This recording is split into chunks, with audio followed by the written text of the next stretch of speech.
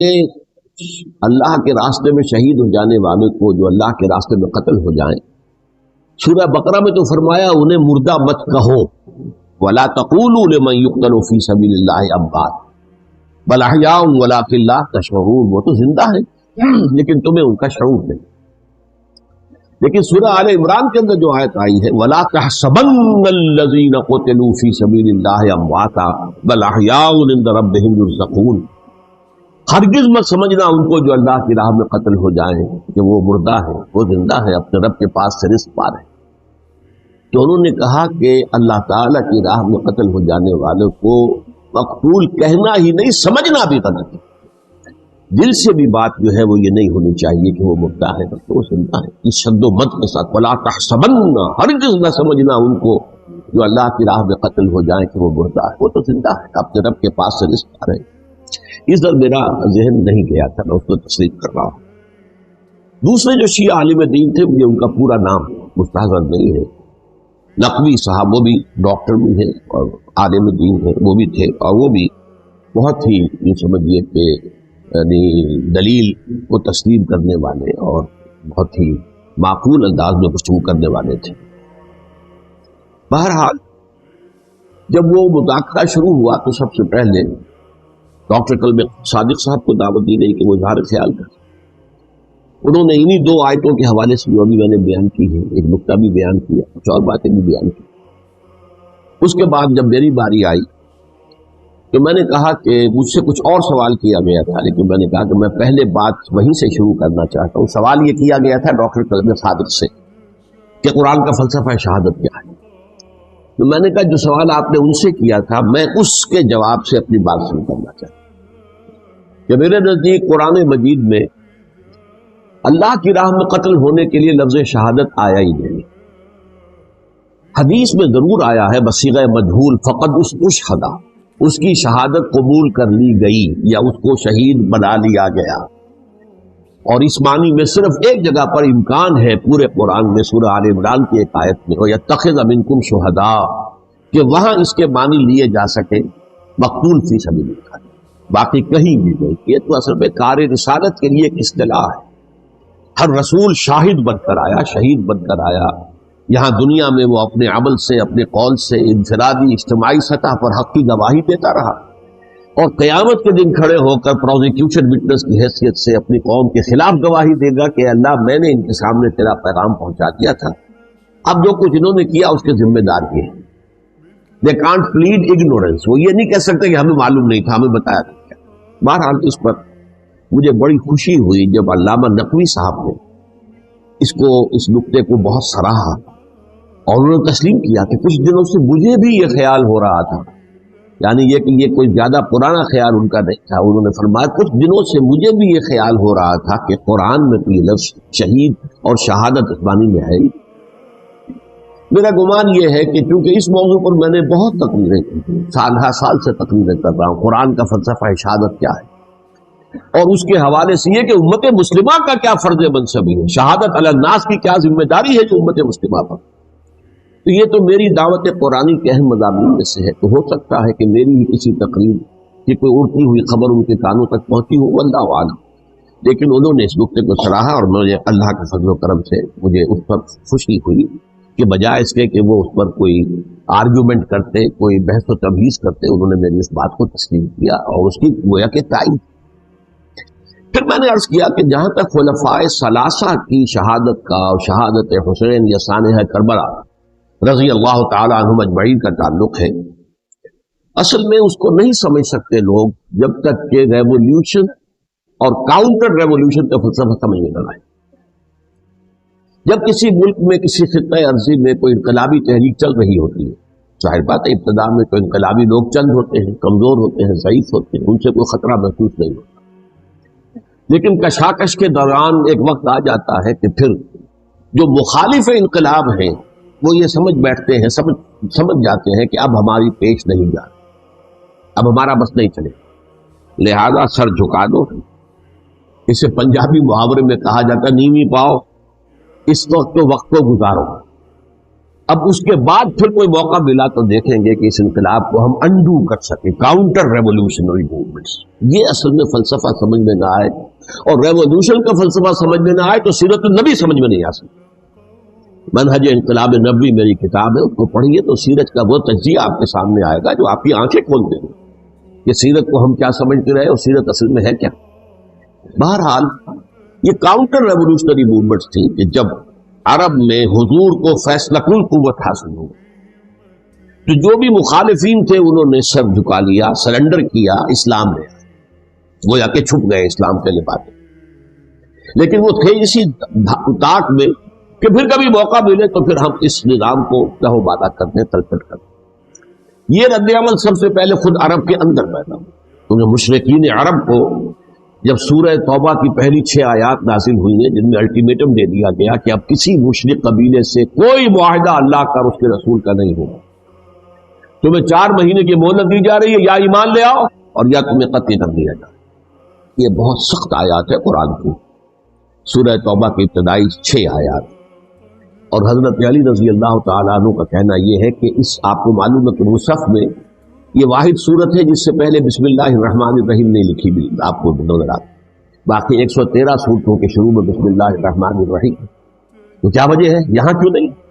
حضرت علی کا فرمانا ہے کہ یہ صورت تو تلوار ہاتھ میں لے کر اتری ہے، اور بسم اللہ الرحمن الرحیم میں اللہ تعالیٰ کے 2 اسماء ہیں، الرحمن الرحیم۔ یہ گویا کہ اس سے متضاد صورتحال ہے کہ اب تمہارے لیے آخری موقع ہے، یا ایمان لے آؤ اور یا قتل کر دیا جاؤ۔ اس میں ایک تیسری گنجائش خود بخود نکلتی تھی، یا یہ ملک چھوڑ کر چلے جاؤ، اور ایسا بہت سے لوگوں نے کیا، لیکن اکثر لوگوں نے گردن کی۔ لیکن رد عمل ظاہر ہوا، ایک تو مرتدین کھڑے ہو گئے جنہوں نے نئی نئی نبوتوں کو مانا، ایک مانعین زکوٰۃ کھڑے ہو گئے کہ ہم زکوٰۃ تمہیں نہیں دیتے۔ یہ رد عمل تھا مشرک عرب کا، مشرکین عرب۔ اور حضرت ابو بکر رضی اللہ تعالیٰ عنہ کے دفتر فضائل کا یہ بڑا اہم باب ہے، ود این آئرن فسٹ، حالانکہ وہ بہت رقیق القلب، کمزور نہیں الجثہ انسان تھا، لیکن یہ کہ عظیمت وہ ہمالا جو ہے ان کے اندر ظاہر ہوئی ہے، ود این آئرن فسٹ انہوں نے ان ساری جو رد عمل کی جو تحریکیں تھی انہیں کچھ طرح، اور پھر پورے عرب کو گویا کہ اثر نو اس میں اسلام کے نظام کو کنسولیڈیٹ کر کے حضرت عمر کے حوالے کر دیا رضی اللہ تعالیٰ عنہ۔ حضرت عمر کے زمانے میں جو جنگیں ہوئیں اس میں سلطنت روما جو ہے، جو اس وقت کی 2 سپر پاورز تھیں، سلطنت روما، قیصر روم، ہیراکلیس، ہرقل تھا اس وقت کا جو رومی جو قیصر روم تھا، حکمران تھا، شہنشاہ تھا، اور دوسری طرف ایرانی مملکت تھی، خسرو پرویز تھا۔ لیکن یہ کہ عیسائیت کے ساتھ اسلام کا اس طرح کا تصادم نہیں ہوا تھا حضور کے زمانے میں، بلکہ نجاشی رحمۃ اللہ علیہ نے تو مسلمانوں کو پناہ، مقوقس پیٹریارک جو تھے ان اس کے الیگزینڈریا کے، انہوں نے حضور کے جو نامہ مبارک گیا تھا اس کا بہت اکرام کیا، تکریم کی، تحفے بھیجے حضور کی خدمت۔ ہرقل نے بھی کوشش کی تھی کسی طریقے سے، جیسے کوئی 250 برس پہلے یا 300 برس پہلے، 300 برس پہلے جیسے کانسٹنٹائن جو ایمپرر تھا روم کا، اس نے عیسائیت قبول کی تھی اور ساری سلطنت عیسائی ہو گئی تھی، لہذا اس کی سلطنت باقی نہیں، اس کی حکومت باقی نہیں۔ اسی طرح ہم مسلمان ہو جائیں، لیکن اس میں وہ ناکام ہو گیا۔ لیکن یہ کہ کوئی اس نے کنفرنٹیشن نہیں کی حضور سے۔ البتہ ایران کا معاملہ یہ تھا کہ اس کے پرخچے ہو گئے، اس نے حضور کے نامہ مبارک کو چاک کیا تھا، حضور نے فرمایا جب اطلاع ملی کہ اس نے اپنی سلطنت کو چاک کر اس کے ٹکڑے کر۔ بہرحال وہاں رد عمل شدید تھا، اور ایرانی جان لیجئے کہ ان کے اندر بہت اسٹرانگ نیشنلزم ہے، آج بھی ہے، آج بھی اسٹرانگ نیشنلزم، لہذا ان کے ہاں رد عمل شدید تھا۔ ان کی تو سلطنت ختم ہو گئی، نسیہ منسیہ ہو گئی، وجود ہی نہیں رہا۔ لہذا وہاں سے جو کاؤنٹر ریولوشن شروع ہوا ہے وہ پھر ہرمزان جو ایک بہت بڑا جرنیل تھا، اس نے بڑی عیاری کے ساتھ اپنی جان بچائی تھی۔ یہ بڑا دلچسپ واقعہ ہے کہ وہ یعنی کنڈیمڈ تھا اسلامی حکومت کی طرف سے، خلافت کی طرف سے، کہ وہ جہاں بھی پایا جائے اس کو قتل کرنا ہے۔ حضرت عمر کی عدالت میں لا کے پیش کیا گیا، حضرت عمر نے کہا یہ واجب القتل ہے، قتل کر دو۔ اس نے کہا اچھا مجھے ذرا پانی پلا دی، حضرت عمر نے فرمایا ٹھیک ہے بھائی پانی لاؤ، پانی دے دو. پانی کا کٹورا کرنے مجھے پہلے ضمانت دیجیے کہ جب تک میں یہ پانی نہ پی لوں مجھے قطعی نہیں کیا جائے. ہاں ہاں ہمارا وعدہ. اس نے وہ کٹورا پھینک دیا پانی کا. کرو مجھے قطعی کیسے کرو گے، میں نے وہ پانی تو نہیں پیا. اس سے اپنے آپ کو بچایا ہوں. بہرحال آپ اختلاف کر سکتے ہیں کہ حضرت عمر کو اس عذر کو قبول نہیں کرنا چاہیے تھا، لیکن بہرحال ان کی اپنی مروت اور شرافت تھی کہ اپنے وعدے کا پاس کیا. اس کی سازش سے ابو لولو فیروز اس نے حضرت عمر کو شہید. یہ گویا کہ دوسری کاؤنٹر ریولیوشنری موومنٹ تھی. انہوں نے یہ سمجھا تھا کہ یہ ساری چکی جو چل رہی ہے، جیسے چکی کی ایک کلی ہوتی ہے، وہ کلی جگہ سے ہٹ جائے تو چکی کیسے چلے گی. یہی بات حضرت علی نے فرمائی تھی حضرت عمر سے رضی اللہ تعالی عنہما. جب شام کے محاذ پر کچھ پسپائی سی ہو رہی تھی تو حضرت عمر نے ارادہ کیا میں خود جاؤں گا محاذ پر اور کمانڈ کروں گا. حضرت علی رضی اللہ تعالی عنہ نے فرمایا کہ نہیں امیر المومنین آپ مت جائیں. چکی اسی وقت تک چلتی ہے جب تک کہ کلی گڑی ہوئی. آپ کلی ہیں اس وقت اس نظام کی جس کے گرد یہ اسلام کی چکی گھوم گئی. آپ مت جائیں. لہذا حضرت عمر نے ان کی بات مانی. اس قدر صاحب مشورہ تھا. بہرحال انہوں نے یہ سمجھا تھا کہ عمر ہی کے بل پر چل رہا ہے یہ سب کچھ، لہذا عمر کو بیچ سے ہٹا دینے سب بیٹھ جائے. لیکن ظاہر بات ہے کہ محمد رسول اللہ کی بنائی ہوئی عمارت صلی اللہ علیہ وسلم اتنی کمزور نہیں.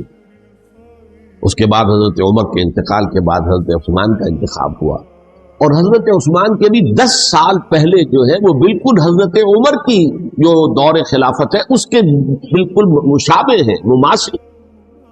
ہمارے ذہنوں میں یہ تصور بٹھا دیا گیا کہ سارے 12 سال شاید فتنہ ہی فتنہ رہا، فساد ہی فساد رہا، دنگا رہا، لڑائی رہی. نہیں 10 سال پورا امن. اور جس طریقے سے فتوحات کا سیلاب حضرت عمر کے زمانے میں جا رہا تھا اسی طریقے سے حضرت عثمان کے 10 سالوں کے دوران کو آخری 2 سالوں میں ایک فتنہ اٹھا ہے. یہ فتنہ کیا ہے؟ اس کو مذاہب کی جو 3 سے کنفرنٹیشن ہوئی تھی. ایک تو یہ کہ مملکتوں میں سے مملکت ہرقل، مملکت روم، مملکت ایران. رومی سلطنت کی 2 ٹانگیں مسلمانوں نے توڑ دی، شمالی افریقہ سے نکال دیا، مغربی ایشیا سے نکال دیا. لیکن یورپ میں وہ قائم تھا، اس کی سلطنت تھی. لیکن ایرانی سلطنت کا بالکل کیا پا جاؤ یہ ختم. اسی طریقے سے 3 مذاہب سے کنفرنٹیشن ہوئی. مشرکین عرب سے، اس کا میں بیان کر چکا ہوں، ان کا پہلا وار حضرت ابوبکر کے عہد خلافت میں ہو گیا. دوسرے جو عیسائیوں کا معاملہ تھا ان سے بھی کوئی تصادم نہیں ہوا حضور کے حیات طیبہ کے دوران. لیکن جو یہودیت بطور مذہب، اس کو ظاہر بات ہے کہ اسلام نے اس کو ختم کیا تھا کم سے کم جزیرہ نماء عرب. مدینے میں 3 قبیلے تھے جو اپنی غداری کی وجہ سے اور اپنی صلح کو توڑنے کے جرم کی پاداش میں 2 نکالے گئے، اور تیسرا جو ہے اس کے تمام جو بھی جوان افراد تھے انہیں قتل کیا. پھر خیبر پر حملہ کیا گیا اور خیبر کو جو ہے فتح کیا گیا. وہ یہودیوں کا بہت بڑا گڑھ تھا، اور جو مدینے سے نکالے گئے تھے وہ بھی وہیں جا کر مخلص ہو گئے. تو اس اعتبار سے، اور پھر یہودی اپنے آپ کو سمجھتے تھے اللہ کی طرف سے دنیا میں جو نمائندہ جو ہے امت وہ ہم ہیں. اب انہیں معزول کر کے امت محمد کو وہاں پر کھڑا کر دیا گیا صلی اللہ علیہ وسلم. لہذا وہ بہت زیادہ سمجھیے ایگریوڈ، سب سے زیادہ جن کو گزند پہنچا ہے حضور کے دست مبارک سے، وہ یہودی. لہذا ان کا جو رد عمل آیا ہے وہ ہے جس کے نتیجے میں حضرت عثمان شہید ہوئے، حضرت علی شہید ہوئے، حضرت حسین شہید. اب اس چیز کو اچھی طرح سمجھیے. یہ جو رد عمل ہے یہ ایک شخص کے ذریعے سے آیا، اور اسی لیے بعض لوگ یہ سمجھتے ہیں کہ یہ خامخواہ کی کہانی ہے. کیا ایک آدمی اتنا بڑا کام کر سکتا؟ عبداللہ ابن سبا ایک یہودی جو اسلام کا لبادہ اوڑھ کر حضرت عثمان کے عہد خلافت میں مدینے میں آ گیا. ٹھیک، اس کے بارے میں تو میں بعد میں عرض کروں گا. لیکن ایک شخص کیا کچھ کر سکتا ہے اس کی مثال بس آپ دے دوں آپ کو. پہلے حضرت مسیح علیہ السلام کے پورے دین کو ایک شخص نے ختم کر دیا. سینٹ پال جسے دنیا جانتی ہے جس کے نام سے، توحید کو تثلیث میں بدل دیا. حضرت عیسیٰ علیہ السلام تو توحید کی تلقین کرتے گئے، توحید ختم، تثلیث ختم، جس میں پہلے باپ ماں اور بیٹا تھے، اس کے بعد باپ بیٹا اور روح القدس ہو گئے، تثلیث. نمبر 2 شریعت موسوی کو ساقط کر دی. لہذا اب پالزم جو ہے کرسچینٹی نہیں رہی. وہ حضرت عیسیٰ کو کہہ کر گئے تھے کہ شریعت موسوی تم پر لاگو رہے گی، نافذ ہوگی، ثابت کر۔ نمبر 3، اس نے عیسائیت کے دائرہ تبلیغ کو وسیع کر دیا، جنٹائلز یا گوئمز کے اندر غیر یہودیوں، حالانکہ حضرت مسیح کہتے گئے تھے کہ تمہیں صرف یہودیوں سے خطاب کرنا ہے اور میں صرف اسرائیل کے گھرانے کی کھوئی ہوئی بھیڑوں کی تلاش میں۔ اب آپ دیکھیے حضرت مسیح کے فوراً بعد اور حضرت مسیح کی زندگی کے دوران جب تک کہ وہ موجود تھے، وہ بدترین دشمن تھا حضرت مسیح علیہ السلام۔ بعد میں لبادہ اڑا اور یہ کہ مجھے مکاشفہ ہوا ہے، مکاشفے میں مسیح سے میری ملاقات ہوئی ہے، میں ان پر ایمان لے آیا ہوں، اور پھر اس نے اپنے زہد اور دینداری کا جو بھی فراڈ تھا اس کے نتیجے میں اپنی حیثیت بنا لی، دین مسیحی کو بالکل ختم کر دیا۔ آج کہاں ہے وہ دین مسیحی؟ دی 100 کے مصنف نے بھی صاف لکھا ہے کہ جب تک حضرت مسیح دنیا کے اندر موجود تھے، عیسائیت کی حیثیت یہودیت نے ایک فرقے سے زیادہ تھی، یہودیوں کا ایک فرقہ، ایک جماعت۔ بس یہ سینٹ پال ہے جس نے اسے ایک مستقل مذہب کی حیثیت اختیار کی، تو اٹ شوڈ بی کالڈ پالزم، اور یہ ایک آدمی کرتا تھا۔ اسی طریقے سے یہ تو ہو گیا حضرت مسیح کے فوراً بعد، رفع سماوی کے فوراً بعد۔ 1500 برس کے بعد ایک تحریک چلی ہے یورپ کے اندر، اصلاح مذہب، اور اس کی پشت پر بھی یہودی ذہن تھا۔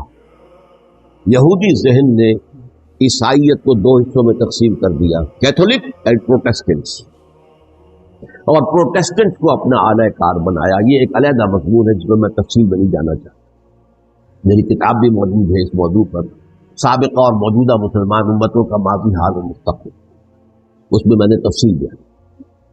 یہ جو تقسیم ہوا ہے تو وہ پہلی بات ایک یہودی، جیسے کہ علامہ اقبال نے، مارکس بھی تو ایک یہودی تھا، تو ابلیس کی مجلس شورا میں بڑا پیارا شعر ہے، وہ یہودی فتنہ گر، وہ روح مصدق کا بروز، ہر قبا ہونے کو ہے اس کے جنون سے چاک چاک۔ یہ ایک یہودی فتنہ گر مارکس نے وہ تصور دنیا کو دیا جس نے عظیم انقلاب برپا کیا روس کے اندر، بولشوک ریولوشن، اور جو پھر آدھی دنیا میں پھیل گیا۔ آج سے 50 سال پہلے امریکہ کانپتا تھا، روس کے سامنے کھڑا ہوا کانپ رہا تھا، اس لیے کہ روس سائنٹیفک ترقی میں امریکہ سے بہت آگے تھا، اس کے ایسٹروناٹ پہلے گئے ہیں خلا کے اندر، امریکہ تو بہت پیچھے۔ بہرحال اس نے جس طریقے سے USSR کا خاتمہ کرایا ہے وہ ایک علیحدہ بات ہے، میں اس وقت اس طرف نہیں جانا چاہتا، لیکن جان لیجئے کہ وہ ایک شخص کا کارنامہ، وہ یہودی فتنہ گر، وہ روح مصدق کا بروز، ہر قبا ہونے کو ہے اس کے جنون سے تاک تاک۔ اسی طرح وہ عبداللہ ابن سبا یہودی فتنہ گر۔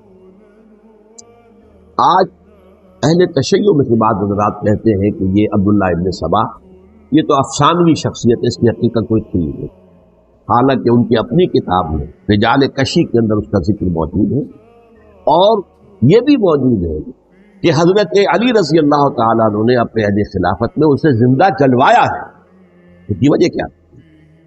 یہ آیا مدینے کے اندر اسلام کا لبادہ اوڑھ کر، اس نے چند عقیدوں کی اشاعت شروع کی۔ سب سے پہلے حضرت علی تو خدا ہیں، گاڈ انکارنیٹ، اوتار کا تصور، جیسے ہندوؤں میں ہے رام چندر جی خدا کا اوتار، اور عیسائیت میں بھی پہلے گاڈ انکارنیٹ کا تصور تھا کہ حضرت مسیح خدا کا اوتار، انکارنیشن آف گاڈ۔ تو اس نے کہا کہ حضرت علی تو خدا کا اوتار ہے، خدا ہے۔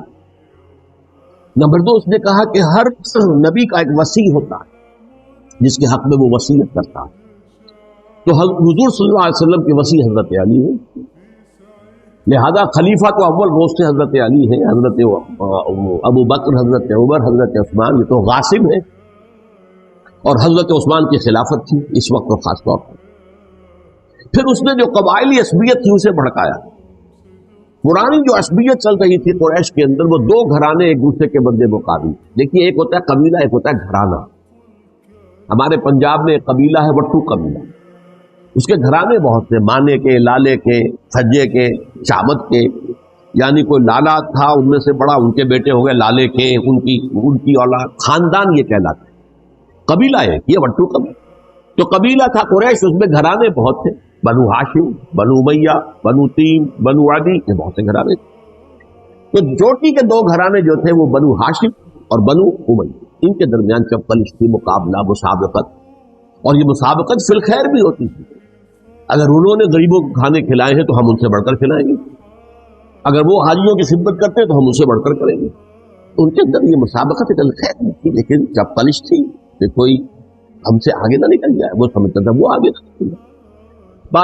اس شخص نے اس پرانی عصبیت کو تازہ کیا کہ حضور تو بنو ہاشم میں سے تھے, لہذا خلافت حق ہے بنو ہاشم, یہ غاصب ہو. اس سے پہلے دو خلفاء جو تھے وہ نہ بنو ہاشم سے تھے نہ بنو امیہ سے.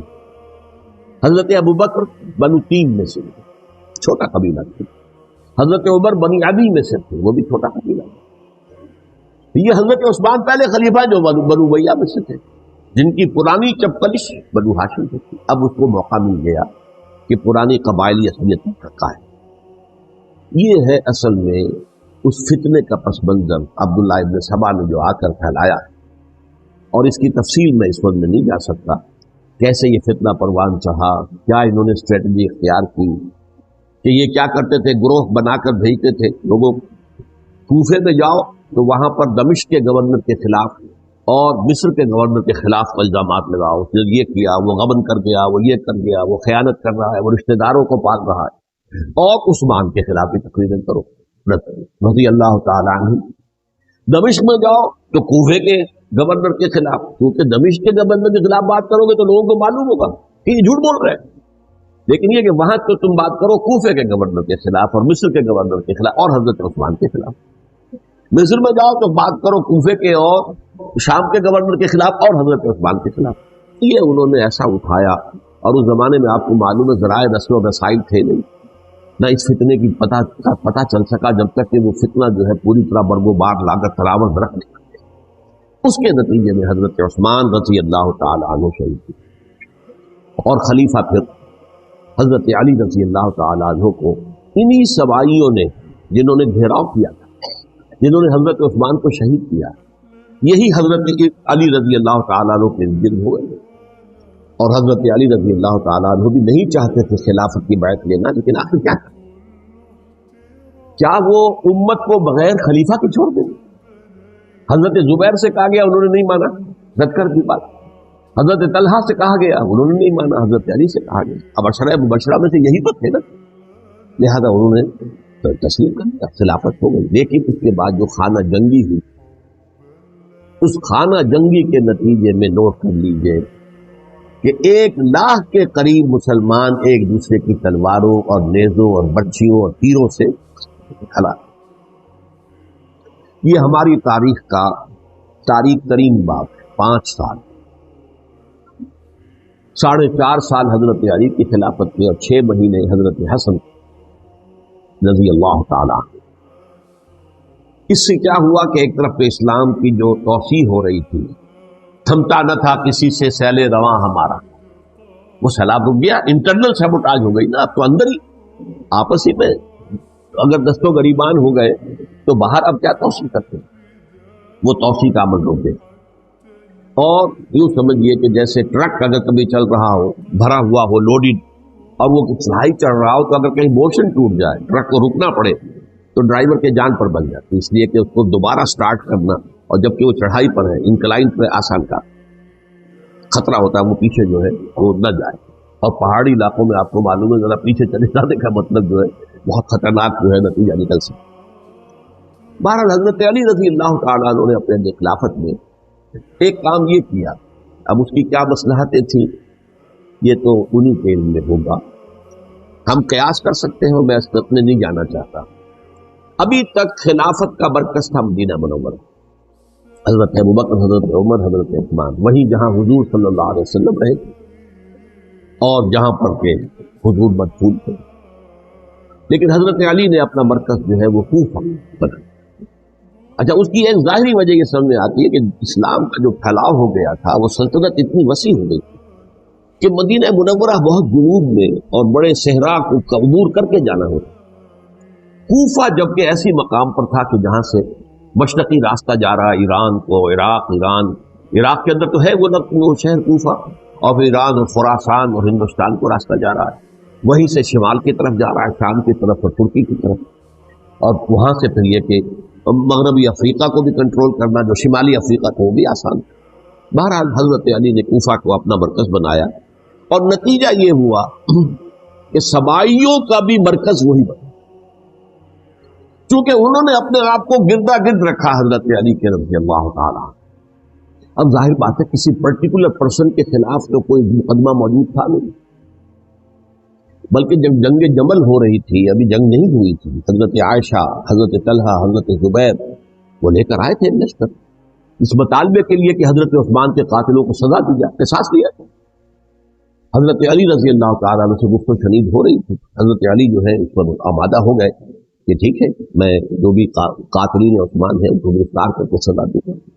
عین اسی وقت کوفے کی مسجد کے اندر جو ہے 10,000 کا مجمع کھڑا ہو گیا، ہم سب قاتل عثمان، لو ہم سے بدلہ کہاں سے لوگ، اور انہوں نے کیا کیا، جاتے ہی جنگ چھیڑ دی۔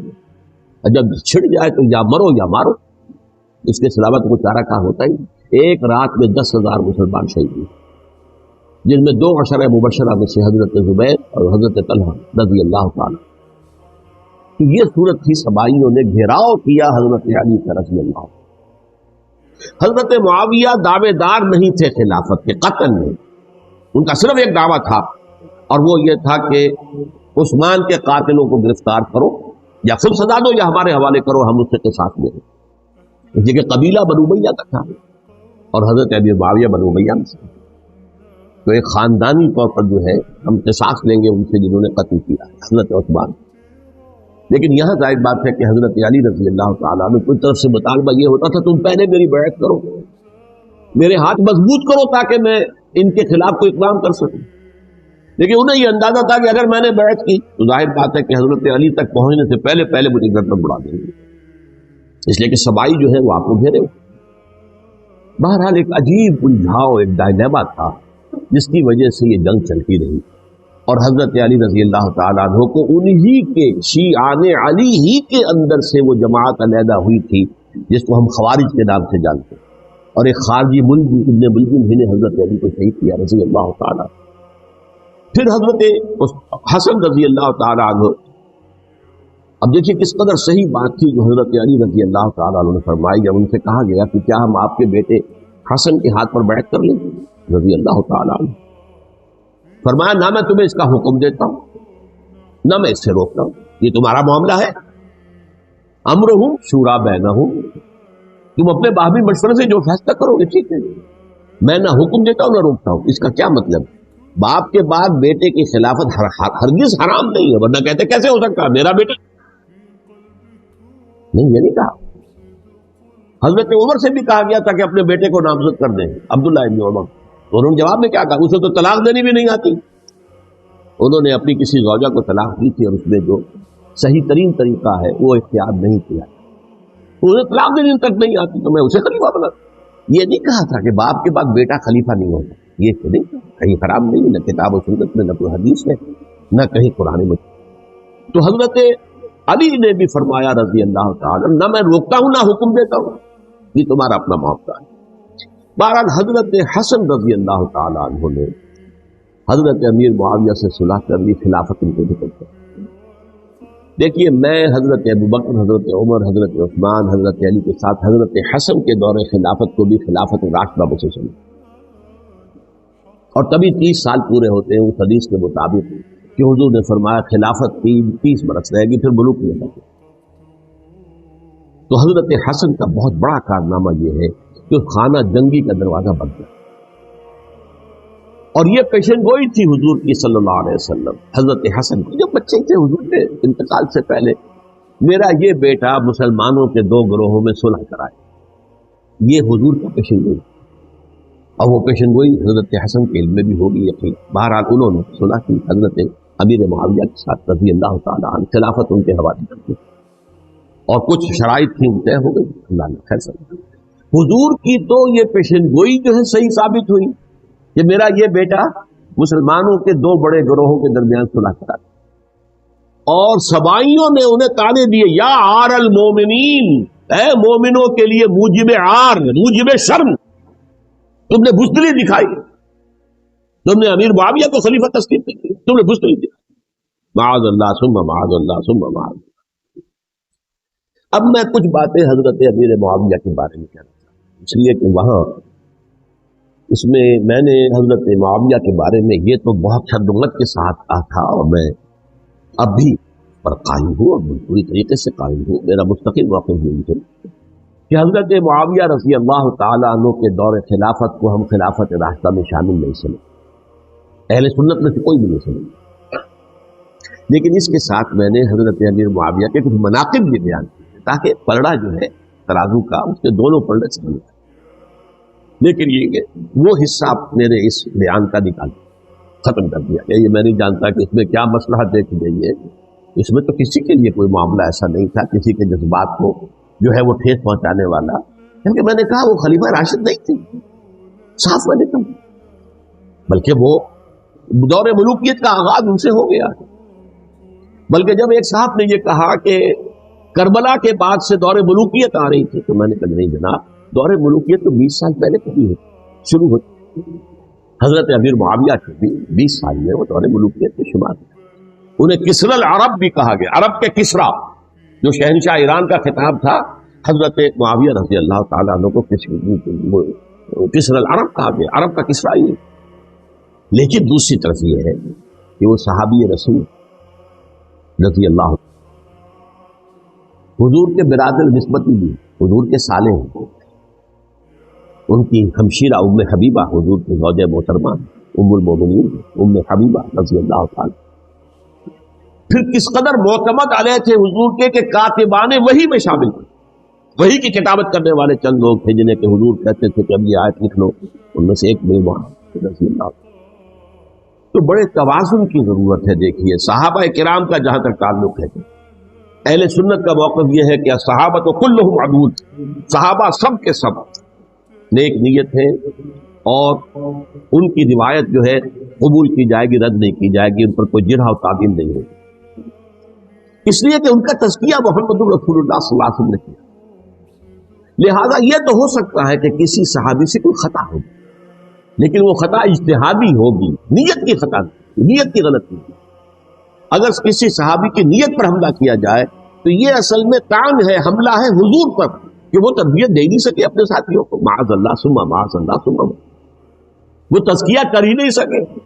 3 جگہ جو قرآن میں آیا ہے یتلو علیہم آیاتہ ویزکیہم، تو کیا تزکیہ کی؟ اگر ان کے قریب ترین ساتھی جو تھے، اگر ان کے اندر بھی بدنیتی تھی اور دنیا کی طلب تھی اور دنیا کے اندر اقتدار حاصل کرنے کا جذبہ تھا، تو پھر کیا تزکیہ کی؟ معاذ اللہ ثم معاذ اللہ۔ لہذا صحابہ سب کے سب عدول ہیں اور ان سے اختلاف ممکن ہے، لیکن ان کی نیت پر حملہ نہیں ہے۔ تو حضرت امیر معاویہ کی شخصیت ایک چیز ہے، آپ کا دور خلافت دوسری چیز ہے۔ شخصیت کے اعتبار سے صحابی رسول ہیں، برادر نسبتی ہیں حضور کے صلی اللہ علیہ وسلم، اور پھر یہ کہ اس قدر معتمد علیہ ہے صحابہ میں سے کہ وہ کاتبان وحی، یہ عام آدمی کے کرنے کا کام نہیں تھا جو وحی کی کتابت اللہ کے کلام۔ البتہ یہ ہے کہ جیسا کہ میں نے عرض کیا، ان کا دور خلافت میں راستہ نہیں ہے، وہ ملوکیت کا دور۔ یہ میں نے عرض کیا، میں نے ایک صاحب نے جب یہ کہا کہ ملوکیت شروع ہو رہی تو میں نے کہا شروع نہیں ہو رہی تھی، ملوکیت تو 20 سال پہلے شروع ہو چکی تھی۔ اسی طریقے سے ایک صاحب نے کہا تھا کہ اسلام کو قائم کرنے کے لیے حضرت حسین میدان میں آئے، میں نے کہا یہ بھی غلط ہے، اسلام تو 60 سال پہلے قائم ہو چکا تھا، نبی اکرم صلی اللہ علیہ وسلم کے دستے مبارک سے اسلام قائم ہو گیا، جعل حق و زہق الباطل ان الباطل کان زہوقا، پھر 30 برس تک وہ کامل شکل کے اندر قائم رہا۔ تو اسلام جو ہے وہ جو ہے در حقیقت اب قائم کرنے والی بات نہیں تھی، البتہ اس کے اندر زوال شروع ہو گیا تھا، اس زوال کے عمل کو روکنے کے لیے حضرت حسین میدان میں، یہ چیز کو صحیح تاریخی پرسپیکٹو میں رکھنا، تو جس طرح سے دین کو قائم کرنے کے لیے دیکھیے قائم تو کیا محمد رسول اللہ صلی اللہ علیہ وسلم والذین معہ رضی اللہ تعالیٰ عنہ، انہوں نے کیا۔ ہاں اب جو ہے وہ اپنی اس شاندار حیثیت سے نیچے گرنے لگا تھا، وہ میں بعد میں عرض کروں گا کہ میں نے اسے کیا عرض کیا تھا کہ یہ اس زوال کو روکنے کے لیے کسی طریقے سے یہ اپنی اصل حقیقت میں قائم رہے، یہ حضرت حسین رضی اللہ تعالیٰ عنہ کی سعید۔ اچھا، حضرت امیر معاویہ کے جو 20 سال ہیں وہ پورے امن، سکون، اطمینان، کوئی جھگڑا، کوئی فساد، کوئی اختلاف، کوئی باہمی خانہ دن، کچھ 20 سال یہ بھی تاریخ کی بڑی چشم کشا حقیقت ہے جو عام طور پر لوگوں کے لیے ہوئی. سبائی بھی دبکے رہے. حضرت امیر معاویہ کی حکومت اتنی مضبوط تھی, کنٹرول, کہ ان کو کچھ سر اٹھانے کا موقع موجود تھے, دبکے رہے. جیسا کہ میں نے کہا, ریولیوشن کے آخری مرحلے پر آ کر جو مخالفین ہیں وہ دب جاتے کہ پھر دیکھیں گے موقع ملے گا تو پھر لیں گے ان سے حساب کتاب. 20 سال رہے ہیں پورے امن میں. 10 سال کے بعد یعنی درمیان میں ہے حضرت امیر معاویہ کا عہد خلافت. ایک صحابی جو کہ بزرگ صحابہ میں سے ہے, مغیرہ بن شعبہ رضی اللہ تعالی عنہ, وہ آتے ہیں اور وہ کہتے ہیں کہ دیکھیے امیر المومنین, کتنی بڑی خانہ جنگی رہی تھی مسلمانوں کی آپس, اور اب بھی اگر آپ کسی کو نامزد کیے بغیر چھوڑ گئے امت کو تو پھر خانہ جنگی ہو جائے. 1 لاکھ اس وقت جو ہے وہ ہلاک ہوئے تھے, نہ معلوم اب کتنے ہیں. لہذا آپ اپنی زندگی ہی میں نامزد کر دیجیے کسی کو کہیں ولی عہد بنا. حضرت امیر معاویہ نے ابتداءً جو ہے انکار کیا نہیں, لیکن ان کے دلائل ایسے تھے وزنی, اور میں سمجھتا ہوں کہ وہ بات صحیح تھی جو مغیرہ ابن شعبہ نے کہی, اس لیے کہ اب صحابہ کرام میں سے جو کبار صحابہ تھے وہ تو سب دنیا سے رخصت ہو چکے تھے. اب تو یا صغار صحابہ رہ گئے تھے جو حضور کے زمانے میں بچے تھے, حضرت حسن, حضرت حسین, عبداللہ ابن زبیر, یہ بچے یا تو وہ تھے, اور یا بالکل نو مسلم تھے, اور نو مسلموں میں بڑی تعداد وہ تھی جو ایرانیوں کی تھی, شامیوں کی تھی, امت کی تھی, ادھر کی تھی. تو ان کو تو ظاہر بات ہے کہ تربیت نبوی سے کیا خلافت راشدہ سے بھی اکثر و بیشتر کو کوئی حصہ ملا ہی نہیں. تو اس صورت میں اب وہ اعلیٰ ترین معیار پر حکومت کے نظام کو قائم کرنا ممکن نہیں ہے. کوئی قبائلی عصبیت جب تک حکومت کی پشت پر نہیں ہوگی حکومت مستحکم نہیں. یہ گویا کہ ایک جس کو کہتے ہیں کہ حقیقت بینی, واقعیت پسندی, ایک آئیڈیالزم ہے اور ایک ریئلزم ہے کہ آپ فیکٹس آن دی گراؤنڈ کو غور کریں, سوچیں اس کے اوپر اور پھر کچھ فیصلہ کریں. اس اعتبار سے پھر حضرت امیر معاویہ نے بات مان لی اور بیعت لے لی لوگوں سے حضرت یزید کے لیے کہ یہ خلیفہ ہوں گے میرے بعد, اس کو ولی عہدی کہتے ہیں. اچھا, اس وقت 5 افراد ایسے تھے کہ جنہوں نے اس سے اختلاف کیا. یہ بات بہت اہم ہے. میرا کتاب کیا ہے سانحہ کربلا, اس کو کچھ نسخے آج یہاں ہوں گے, آپ لوگ پڑھیے اس میں غور سے اور پھیلائیے تاکہ حقیقت سامنے آئے. 5 افراد کون تھے جو ہونے چاہیے؟ ابو بکر فوت ہو گئے, ان کے بیٹے عبد الرحمن ابن ابی بکر. عمر فوت ہو گئے, ان کے بیٹے عبداللہ ابن عمر. عباس فوت ہو گئے, ان کے بیٹے عبداللہ ابن عباس. زبیر فوت ہو گئے, ان کے بیٹے عبداللہ ابن زبیر. اور حضرت حسن سے جو ہے ان کا انتقال ہو چکا تھا, حضرت علی کے بیٹے حضرت حسین رضی اللہ تعالی عنہ اجمعین. حضرت حسن کے بارے میں ایک فریق کا کہنا یہ ہے کہ انہیں زہر دے کر ہلاک کیا, اہل تشیع کا قول, جبکہ اہل سنت کہتے ہیں کہ نہیں, وہ اپنی جو بھی طبی موت تھی اس سے ان کی وفات. لیکن میں اس میں نہیں جانا چاہتا, اس لیے کہ یہ مائکرو ہسٹری جو ہے نا, وہ تو ایک ایک واقعے کے لیے ادھر کی روایات کیا, ادھر کی کیا ہیں, ان کے پاس کیا دلائل, یہ تو کسی ریسرچ اسکالر کا موضوع ہے, میرا موضوع نہیں. لیکن بہرحال یہ 5 حضرات تھے جنہوں نے ولی عہدی کی بیعت نہیں کی. لیکن حضرت معاویہ اتنے حلیم الطبع انسان تھے, انہوں نے جبر نہیں کی, کوئی تشدد نہیں کیا. ٹھیک ہے, ولی عہدی کی بیعت نہیں کر رہے, کوئی بات نہیں, میری بیعت تو کی ہوئی ہے نا, ابھی تو میں زندہ ہوں, بات ختم ہو گئی. میری بیعت کو تو نہیں توڑا انہوں نے, فسخ بیعت نہیں کی. اس اعتبار سے انہوں نے نہ کوئی تشدد کیا, نہ جبر کیا, نہ کوئی مواخذہ کیا. لیکن جب امیر معاویہ کا انتقال ہو گیا, اب ولی عہدی کی بجائے وہ اب خلافت کی بیعت کی. سب لوگوں نے بیعت کی. ان 5 میں سے ایک فوت ہو چکے تھے, حضرت عبد الرحمن ابن ابی بکر فوت ہو چکے رضی اللہ. 4 تھے, ان 4 میں ایک اختلاف. 2 کی رائے یہ تھی, عبداللہ ابن عمر, عبداللہ ابن عباس, کہ اگرچہ یہ کام غلط ہوا ہے, اسلام کی روح کے منافی ہوا ہے, یہ بادشاہت کی بنیاد پڑ رہی ہے, لیکن یہ بات ایسی نہیں ہے کہ اس کی بنا پر ہم خانہ جنگی شروع کروا دیں, امت خون خرابہ کروائیں, فساد کروائیں. لہذا انہوں نے بیعت کر لی. اب کوئی اگر یہ کہے معاذ اللہ کہ وہ بک گئے تھے یزید کے ہاتھ میں معاذ اللہ ثم اختلاف. وہی بات آپ اختلاف کر سکتے ہیں کہ انہیں نہیں کرنی چاہیے تھی، یہ کوئی رائے رکھے مجھے اختلاف نہیں، لیکن ان کی نیت پر حملہ کریں گے تو حملہ محمد رسول اللہ پر ہوگا صلی اللہ علیہ وسلم. عبداللہ ابن عمر کون ہیں؟ کتنی حدیثیں ان سے جو ہے وہ منقول ہیں. عبداللہ ابن عباس کون ہیں؟ جنہیں حضور نے جو ہے جن کے لیے دعا کی تھی، اے اللہ فقہہ فی الدین وعلمہ التاویل، اے اللہ اس نوجوان کو دین کا فہم عطا کر اور قرآن کی تعویل اور تفسیر کا علم عطا کر. حبر الامہ کہلاتے ہیں. وہ کہیں پیسوں اور ٹکروں کے عوض دل جانے والے نہیں تھے، انہوں نے امت کی مصلحت دیکھی، نیت جو ہے اس پر حملہ نہ کی گئی. البتہ اختلاف کا حق آپ کو حاصل ہے. دو حضرات جو ہے ڈٹے رہے کہ نہیں ہمیں کم وقت میں رجسٹ کرنا ہے. عبداللہ ابن زبیر عمر کے اعتبار سے وہ بڑے، مسلمانوں میں سب سے پہلے ولادت مدینے میں جا کر جو ہوئی ہے وہ عبداللہ ابن زبیر کی ہوئی. ہجرت کر کے جب مہاجری وہاں پہنچے کچھ عرصے تک کسی کے یہاں کوئی اولاد نہیں ہوئی تو لوگوں نے تانے دینے شروع کر دیے کہ معلوم ہوتا ہے کہ یہاں آ کر یہ مکے کے رہنے والے جو ہے کمزور ہو گئے ہیں، ان کے یہاں اولاد ہی نہیں ہو رہی. تو جب عبداللہ ابن زبیر کی ولادت ہوئی ہے، یہ حضرت ابو بکر کے نواسے ہیں، حضور کی زوجہ محترمہ حضرت عائشہ کی بہن، حضرت دیکھیے ابھی نام نکل گیا ہے جی، حضرت اسماء رضی اللہ تعالی عنہا عنہما، یہ ان کے ساتھ حضرت زبیر کے بہن. ان کا فیصلہ ہوا کہ ہمیں رجسٹ کرنا ہے کم وقت میں ایٹ اینی کاسٹ. حضرت حسین ابن علی رضی اللہ تعالی عنہما کا بھی فیصلہ ہوا کہ ہمیں رجسٹ کرنا ہے کم وقت میں. البتہ ان میں بھی ایک اختلاف ہو گیا، یعنی یہ دو تو جڑے رہے، ان دو میں اختلاف. عبداللہ ابن زبیر کا کہنا یہ تھا کہ ہمیں حجاز میں رہنا چاہیے، یہ سرزمین ہے جس میں نبوت کی برکات سب سے زیادہ ہے، یہاں ہم مضبوط قلعے کے اندر ہیں، ہمیں یہاں سے جو ہے رجسٹ کرنا چاہیے اور ختم کرنا چاہیے اس نظام کے اندر جو خرابی آتی ہے. حضرت حسین رضی اللہ تعالیٰ عنہ کے پاس خطوط کا تانتا بنا ہوا تھا، کوفے سے لوگ خط لکھ رہے تھے، آئیے آئیے آئیے ہم آپ کے ہاتھ پر بیعت کریں گے، ہم آپ کے ہاتھ پر بیعت کریں گے، ہم آپ کے ہاتھ پر بیعت کریں گے.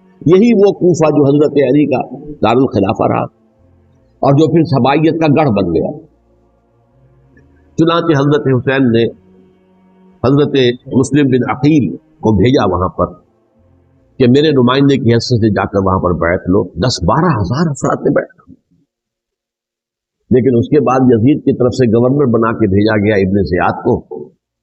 ابن زیاد نے آ کر جو تشدد کیا اور سختی کی تو سب کے سب بیعت توڑ کر اور سب منحرف ہو گئے.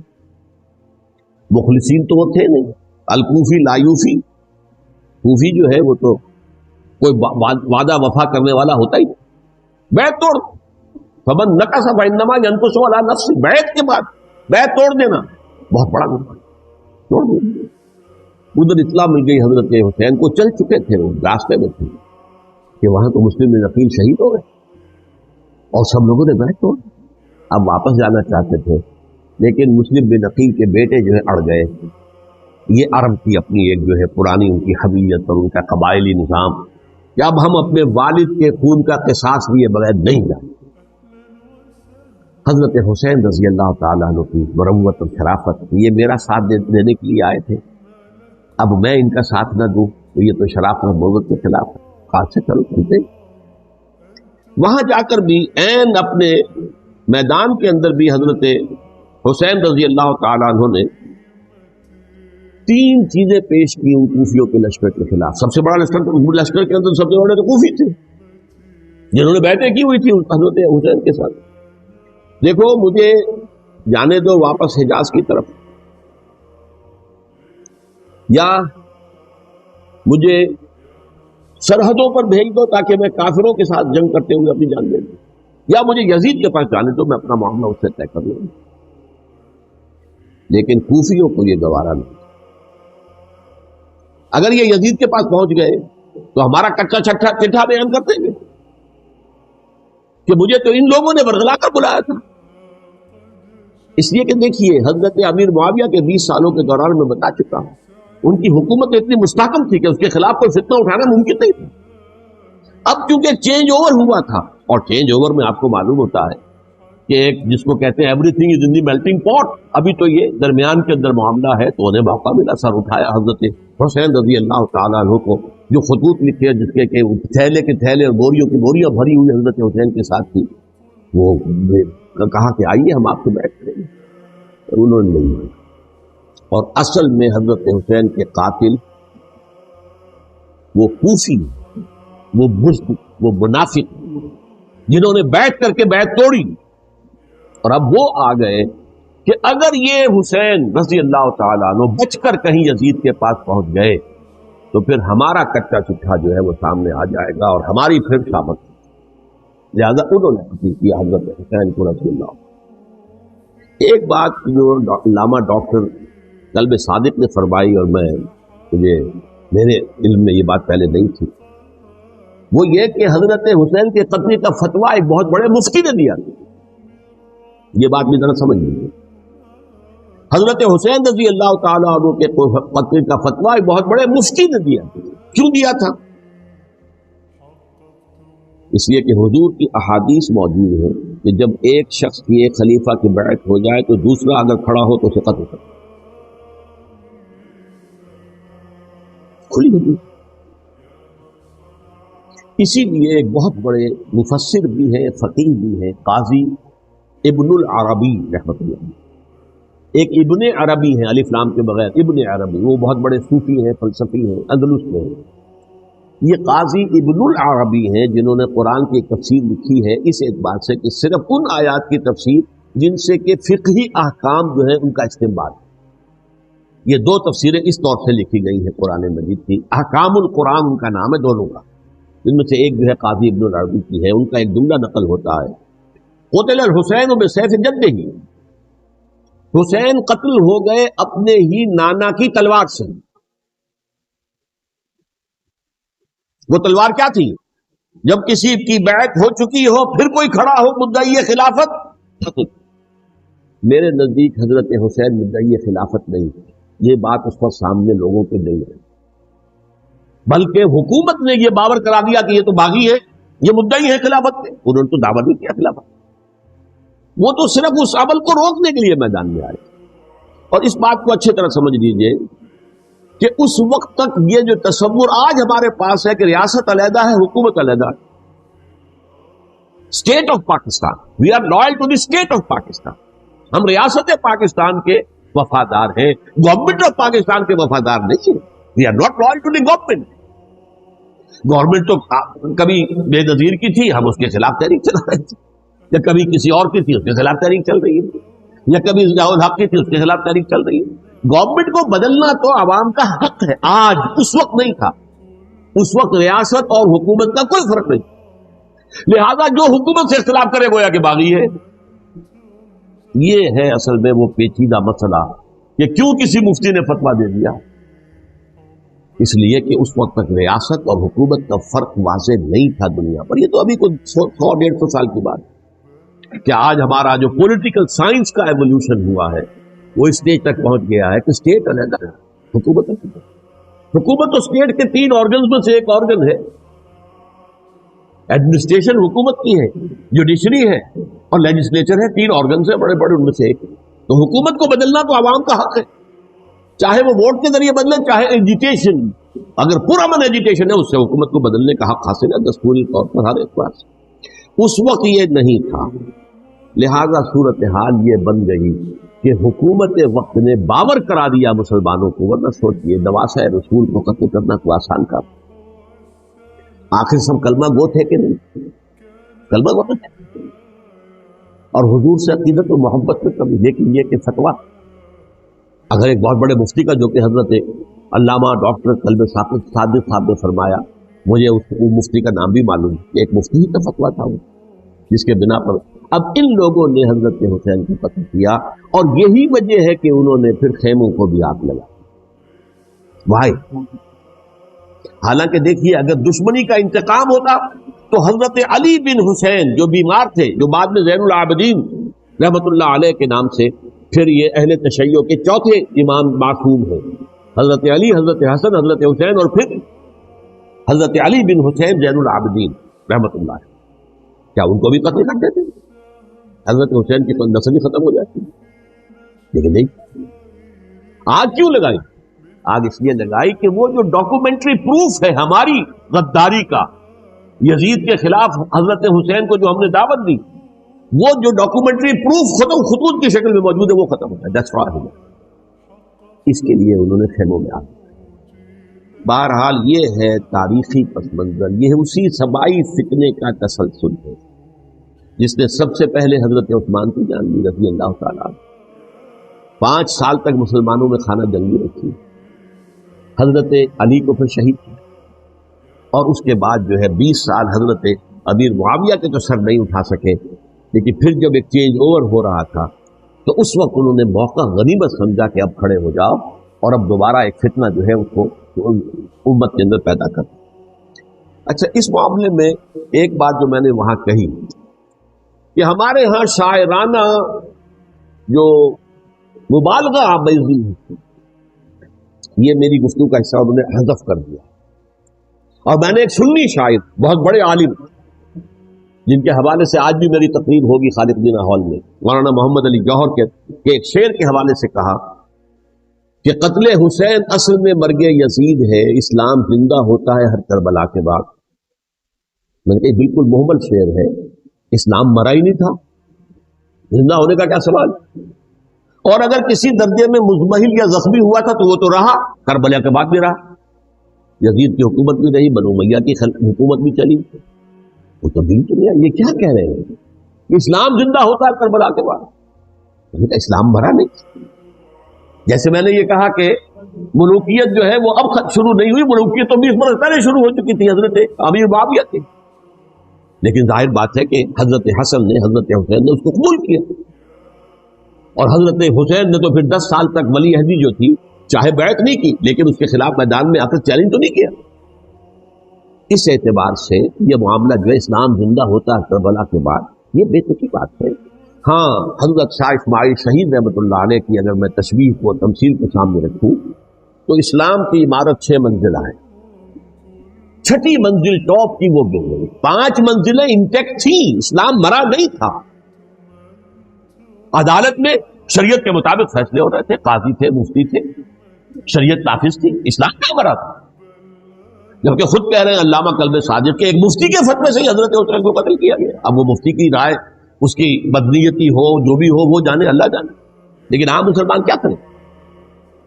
اس پہلو سے اسلام مرا نہیں تھا. ہاں, ایک منزل گر گئی تھی, وہ گری رہی, 1000 برس تک گری رہی, یہاں تک کہ آ کر مغربی امپیریلزم نے اس کے گرایا, ملوکیت کا معاملہ ختم کیا, اور وہ جبریت ملوکیت دوسری آ گئی. ورنہ وہی سب بادشاہی چلی نہیں, بلکہ دور بنو امیہ میں وہ بادشاہی پوری طرح بالوں پر نہیں نکالے تھے. اصل باروں پر تو اس نے نکالے ہیں دور بنو عباس میں لا کر. اور پھر سلاطین جو ہے ترک, جو ترک خلفاء ہیں, ان کا بھی بادشاہت تھی, اور کیا تھا, وہ خلافت تو نہیں. تو یہ تو اسلام میں جو بھی نقص واقع ہو گیا تھا, کبھی واقع ہو گئی تھی, وہ جو کی تو برقرار, اس کو بھی تسلیم کیا. میں اللہ کا شکر ادا کر کے کہتا ہوں کہ دونوں حضرات, دونوں شیعہ دانشور اور بڑی اعلیٰ سطح کے جو شیعہ عالم تھے, انہوں نے اس بات کو تسلیم کیا اور میری اس بات کو چیلنج نہیں کی.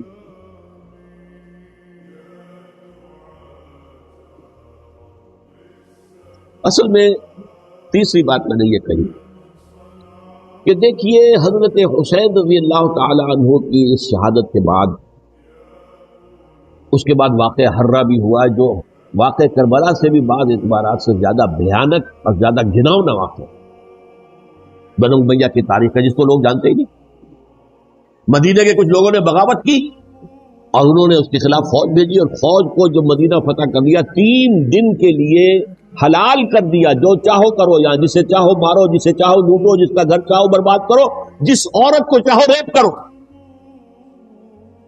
اور یہ مدینہ النبی کے اندر ہوا.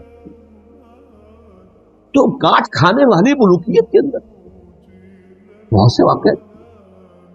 عبداللہ ابن زبیر کھڑے ہوئے, انہوں نے حکومت قائم کی تھی, لیکن یہ کہ وہ تو 6 سال کے لیے کامیاب بھی رہے, ایک حکومت قائم کی, بنو امیہ کے ہاتھ پر بیٹھ نہیں کی, بالآخر ان کی حکومت بھی ختم ہوئی. پھر حضرت زید کھڑے ہوئے, انہوں نے بغاوت کی, وہ بھی ناکام رہ گئے. پھر بنو عباس میں کھڑے ہوئے حضرت نفس زکیہ, حضرت حسن رضی اللہ تعالیٰ عنہ کی اولاد میں سے, وہ بھی ناکام ہو گئے. پھر یہ سمجھ لیا گیا کہ اب یہ جہاں تک 6ٹی منزل ہے وہ تو دوبارہ تعمیر نہیں ہو سکتی.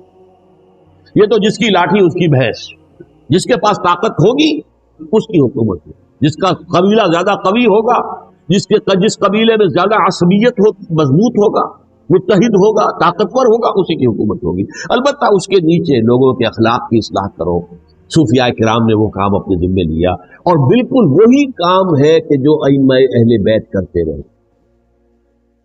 حضرت حسن کی اولاد میں پھر حضرت علی بن حسین رضی اللہ عنہ، حضرت حسین کی اولاد میں پھر امام محمد باقر، امام محمد جعفر صادق، اور اس کے بعد بھی 5 اور کسی نے بغاوت کی. جیسے علماء کرام کام کر رہے تھے اور جیسے صوفیاء کرام کام کر رہے تھے، ایسے ہی وہ مسلمانوں کی علمی تربیت، روحانی تربیت اور تزکیہ کر رہے ہیں. کسی نے حکومت کی چیلنج نہیں کی. نوٹ کر لیجیے اس بات. حضرت علی نے بھی چیلنج نہیں کیا تھا، حضرت حسن نے چیلنج نہیں کیا، خود صلح کر لی. تو ائمہ اہل بیت جو 12 یہ گنتے ہیں، جن میں سے آخری جو ہے حضرت مہدی کو تو ابھی ظاہر ہونا ہے، ان کے عقیدے کے مطابق وہ روح پوش ہے، وہ ظاہر ہوں گے. لیکن 11 حضرات کے بارے میں یہ کہ حضرت حسین کے سوا کسی نے بھی چیلنج نہیں کیا، اور حضرت حسین نے بھی اس مغالطے پر کیا کہ کوفی ساتھ دیں گے، اور یہ موقع ہے کہ یہ جو 6ٹھی منزل اسلام کی گر گئی ہے، اسے دوبارہ تعمیر کرتی ہے. انہوں نے خلافت کا دعویٰ نہیں کیا، یہ انہیں عوام کو مغالطے میں مبتلا کیا گیا کہ یہ خلافت کا مدعی ہو کر سامنے آئے. جیسا کہ میں نے آپ سے کہا تھا، امیر معاویہ نے حضرت علی کے عہد خلافت میں کبھی خلافت کا دعویٰ نہیں کیا. مدعی خلافت نہیں تھے. وہ تو یہ کہتے تھے کہ قاتلان حسین جو ہے، قاتلان عثمان کو سزا دو، قصاص دو، بس. اسی طرح حضرت حسین نے بھی، اب دیکھیے اس ضمن میں اس میں کوئی شک نہیں ہے، حضرت حسین رضی اللہ تعالی عنہ کی جو شہادت ہوئی ہے، ان کے ساتھیوں کی، اعزاء و اقارب کی، تاریخ انسانی میں یہ عزم، ہمت، شجاعت، مثابرت، صبر، استقلال، استقامت، اس کی بہت روشن مثال، بہت روشن مثال ہے، بہت روشن مثال. لیکن اس سے تاریخ کی رفتار پر کوئی اثر نہیں. وہ جو ملوکیت آ گئی تھی وہ اور گہری سے گہری ہوتی چلی گئی. واقعہ کربلا کے بعد تو واقعہ ہرنا ہوا میں نے گنوا دیا، اس سے زیادہ تو میرے خیال میں کہ اور ہمارے لیے لائق شرم جو ہے وہ واقعہ ہے اس پہلو سے. لیکن حضرت حسین کا ایک، اب ان کو یہ کہ میں مطلب یہ کہ اگر میں ان کے ہاتھ پر بیعت کر لیتا ہوں جو کہ اس وقت سامنے موجود تھے، کہ یزید کی بیعت تمہارے ہاتھ پر کرتا ہوں، تو گویا کہ اپنے آپ کو سرنڈر کر دیتے.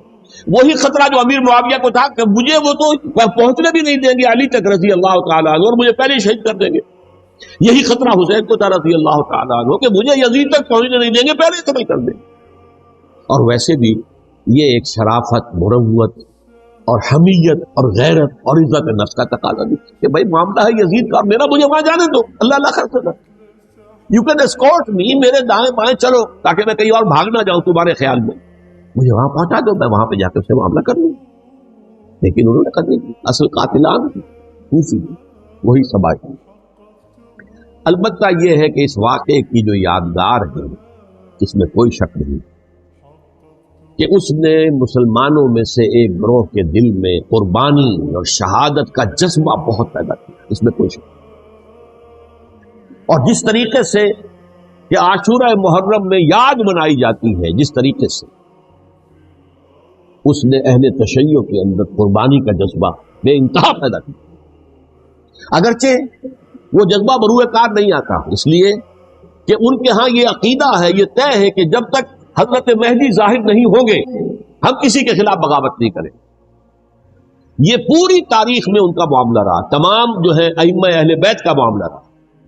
جب تک مہدی نہیں آتے، keep sitting and keep waiting, wait and see, that's all. یہ تو خمینی صاحب نے کیا ہے، آیت اللہ خمینی صاحب نے، کہ انہوں نے یہ ایران کے شیعوں کو باور کرایا کہ بھائی جب آئیں گے حضرت مہدی آ جائیں گے، لیکن ہم اب ہاتھ پر ہاتھ رکھ کر بیٹھے رہیں، باطل کو چیلنج بھی نہ کریں. ہمیں کچھ تو کرنا چاہیے، وہ ہاتھ پاؤں ہلانے چاہیے اور کچھ نہیں تو مہدی کا راستہ جو ہے صاف کرنا چاہیے، تمہید کرنی چاہیے، ان کے لاسا ہموار کیا جائے. تو یہ ان کی بڑی عظمت ہے. آیت اللہ خمینی صاحب کی کہ اہل تشیع ایران کے جو ہے ان سے انہوں نے یہ بات منوا لی کہ ہم بالکل انرٹ نہیں بیٹھے رہیں گے، بلکہ اب انہیں نائب امام قرار دے کر اور ولایت فقیہ کے فلسفے کے حوالے سے، یہ دو چیزیں ان کی جو ہیں بنیادی فلسفے کی ہیں، وہ اس وقت میرا موضوع نہیں ہے، انہوں نے عوام کو ایسا کھڑا کیا ہے کہ 20,000 سے لے کر 30,000 کے درمیان انسانوں نے جانے دی، عورتوں کے جلوس نکلے، شیرخوار بچہ گود میں ہے اور گولی کھا رہی ہے، مر رہی ہے، گر رہی ہے۔ اب سوچیے زندگی کتنی عزیز ہوتی ہے، اور شیرخوار بچے کے لیے ماں کی جو زندگی ہے، اس ماں کو اپنی زندگی کتنی عزیز تر ہوگی کہ اپنے لیے نہیں تو اس بچے کے لیے مجھے جینا ہے، لیکن نہیں، گولیاں کھائیں گے۔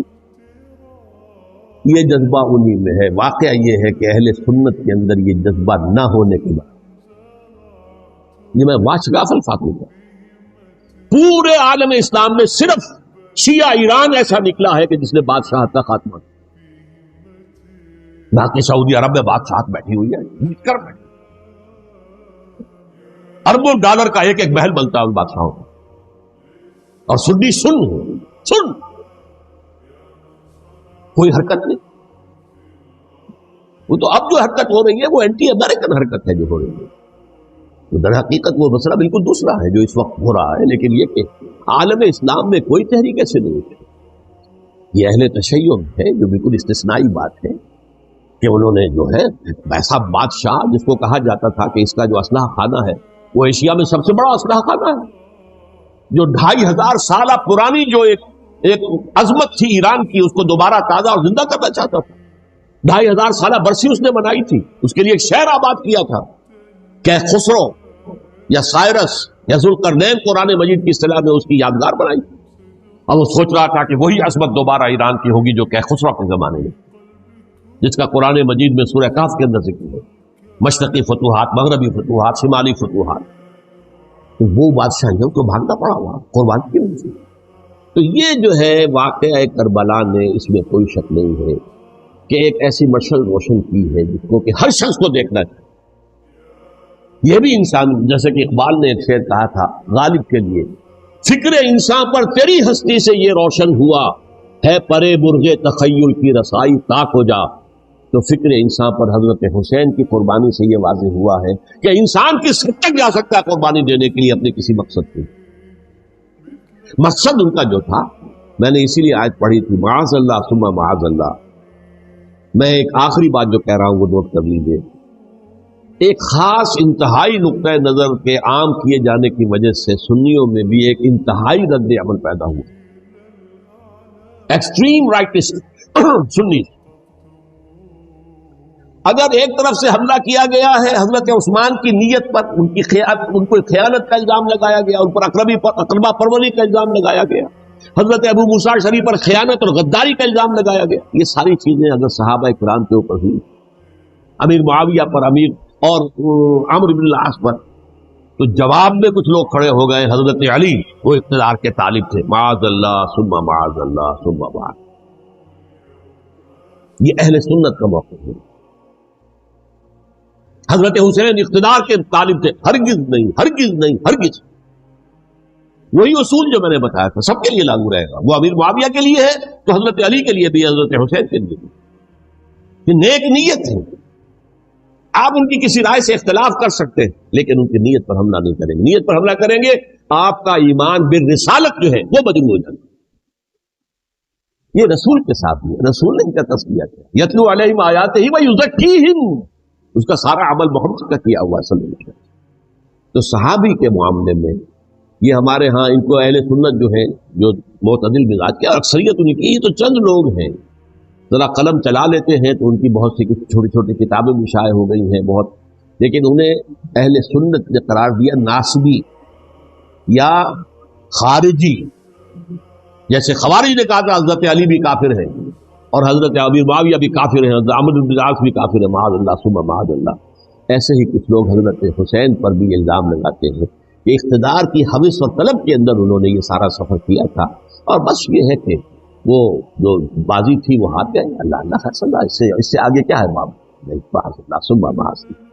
اسی لیے میں نے آیت آج جو پڑھی تھی ایک اور جو بہت بظاہر آپ کو معلوم ہوئی ہوگی، غیر متعلق ہے میرے آج کے عنوان سے، تلک الدار الآخرۃ نجعلھا للذین لا یریدون علوا فی الارض ولا فسادا. یہ سورہ قصص کے آخری آیات میں سے. دیکھو یہ آخرت کا گھر جو ہے وہ ہم خاص کر دیں گے ان لوگوں کے لیے جو اس زمین میں اپنے اقتدار کے طالب نہیں ہوتے. زمین میں اقتدار کے طالب ہوگے فساد ہو جائے گا. تم بھی طالب میں بھی طالب، جھگڑا ہوگا، لڑائی ہوگی، دنگا ہوگا، فساد ہوگا. تلک الدار الآخرۃ نجعلھا للذین لا یریدون علوا فی الارض ولا فسادا. جو لوگ زمین میں اپنے اقتدار کے طالب اور اس کے نتیجے میں فساد پیدا کرنے والے نہیں ہیں ان کے لیے ہم نے آخرت کا گھر خاص کیا. والعاقبۃ للمتقین، اور عاقبت جو ہے، انجام کار، آخرت جو ہے وہ تو متقیوں کے لیے. اسی میں آئیں گے سب صحابہ کرام، خواہ وہ حضرت علی ہیں رضی اللہ تعالیٰ عنہ، اور خواہ وہ حضرت امیر معاویہ ہیں، حضرت عثمان ہیں رضی اللہ تعالیٰ عنہ، خواہ حضرت حسن ہیں، حضرت حسین ہیں رضی اللہ تعالیٰ عنہ، خواہ عبداللہ ابن زبیر ہیں، خواہ عبداللہ ابن عباس ہیں، خواہ عبداللہ ابن عمر رضی اللہ تعالیٰ عنہ مجمعین. اس اصول کو سامنے رکھ کر اختلاف آپ کر سکتے ہیں کسی سے بھی، لیکن کسی کی نیت پر حملہ کریں گے تو اصل میں آپ کا ایمان بالرسالت مجروح ہوگا. علی کو نبی اکرم صلی اللہ علیہ وسلم نے اپنا نائب بنا کر چھوڑا تھا جب غزوہ تبوک میں جا رہے مدینے میں. حضرت علی نے کہا کہ مجھے آپ عورتوں کے ساتھ بٹھا کے جا رہے ہیں. فرمایا تمہارا مقام میرے ساتھ وہی ہے جو موسیٰ کے ساتھ ہارون کا تھا. ہارون کو چھوڑ کر گئے تھے نا یہودیوں کے پاس جب گئے تھے تورات لینے کے لیے، تو تمہارا وہی مقام ہے میرے ساتھ. یہ حضرت علی ہے رضی اللہ، ان کے بارے میں میرا ان کی کیا عظمت میری نگاہ میں. تو یہ 3 کتابیں ہیں، مجھے نہیں معلوم تیسرا یہاں ہے یا نہیں ہے. بہرحال آپ لوگوں کو ریکمینڈ کر رہا ہوں کہ ان کا مطالعہ کریں. اب یہ کہ آخری بات یہ کہ اصل ہمارے کرنے کا کام کیا ہے. دیکھیے کیوں نہیں کیا کسی نے بھی خروج کا معاملہ، وہ میں واضح کر چکا ہوں. بغاوت نہیں کی. کیوں؟ ایک تو ریاست اور حکومت میں فرق نہیں. ذرا کھڑا ہو اور وہ باغی قرار پائیں گے واجب القتل ہو جائے، فتوے کی زد میں آ جائے. یہ معاملہ تھا. اور دوسرے یہ کہ عمارت پوری گری نہیں تھی، ایک منزل گری تھی. آج ہم کہاں کھڑے ہیں؟ پوری عمارت گری ہوئی ہے. نہ شرعی عدالتیں ہیں، نہ شرعی فیصلے ہیں، نہ احکام الہی نافذ ہے، نہ حدود اور قصاص کے معاملات کچھ نہیں. ہمارا فرض کیا ہے؟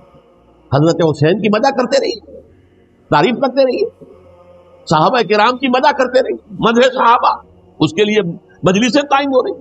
بھائی کر کیا رہے ہو؟ تھے تو آبا وہ تمہارے ہی، مگر تم کیا ہو؟ ہاتھ پر ہاتھ دھرے منتظر فردا ہو. تلک امۃ قد خلت لہا ما کسبت ولکم ما کسبتم. وہ تو ایک امت تھی جو چلی گئی، اللہ کے ہاں پہنچ گئے. جو کچھ انہوں نے کمایا وہ ان کے لیے، تمہارے لیے نہیں ہے. تمہارے لیے وہ ہوگا جو تم کماؤ. ہمارے لیے راستہ اب یہی ہے کہ خلافت راشدہ